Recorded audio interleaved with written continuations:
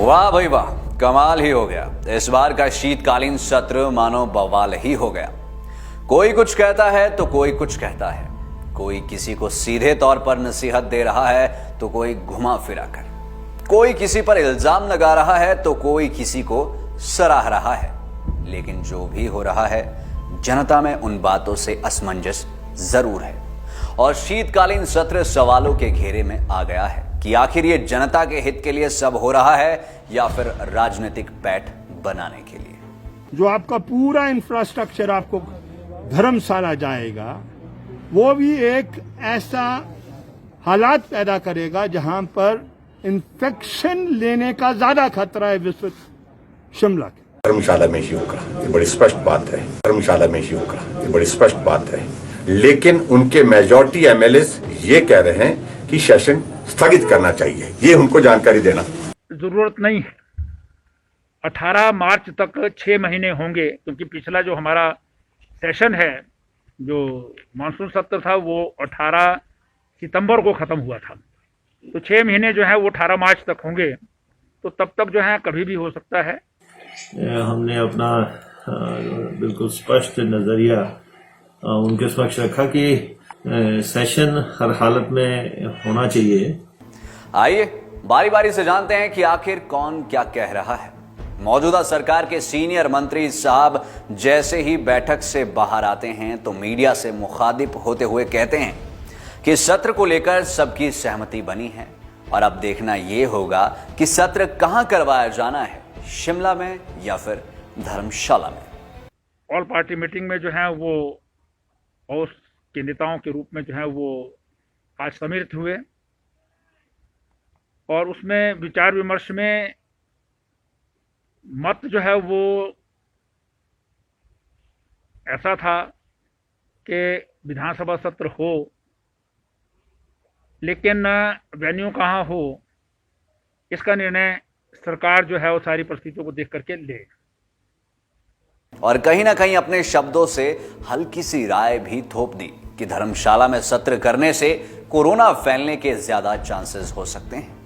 हालांकि उनकी कुछ बातों से लग रहा था कि शायद सुरेश भारद्वाज सत्र होने से खास खुश नहीं है, पर कैबिनेट ने यह निर्णय ले लिया था और महामहिम राज्यपाल ने भी हामी भर दी थी, तो ज्यादा कुछ कहने के लिए रहा ही नहीं था। जरूरत नहीं है।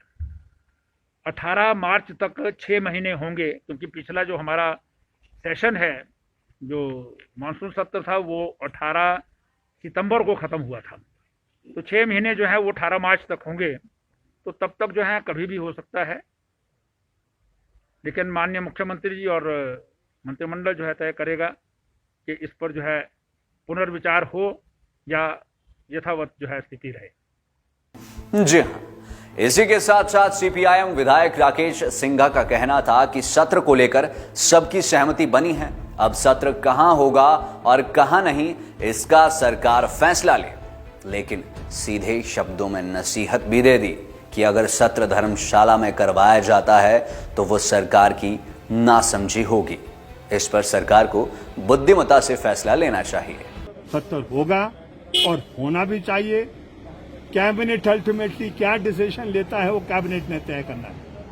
जो आपका पूरा इंफ्रास्ट्रक्चर आपको धर्मशाला जाएगा, वो भी एक ऐसा हालात पैदा करेगा जहां पर इन्फेक्शन लेने का ज्यादा खतरा है विश्व शिमला के। तो इसलिए वो तो कैबिनेट ने डिसाइड करना है कि क्या होगा क्या नहीं होगा।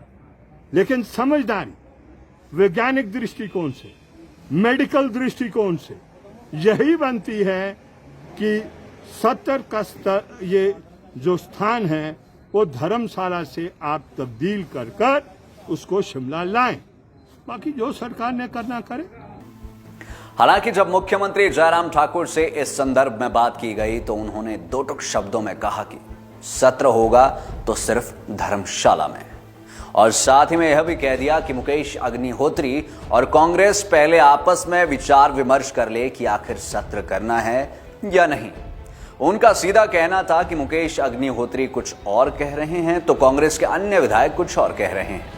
धर्मशाला में ही होगा, ये बड़ी स्पष्ट बात है।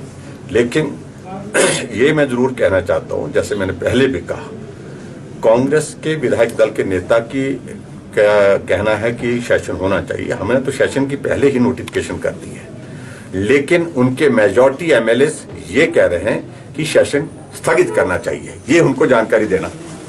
वहीं मुकेश अग्निहोत्री जब मीडिया से मुखातिब हुए तो उन्होंने सीधे शब्दों में कहा कि कांग्रेस चाहती है कि सत्र हो और सरकार की जो भी बातें हैं वो अपने स्तर पर की जाए कि कहां पर सत्र करवाया जाना चाहिए, कहां पर नहीं।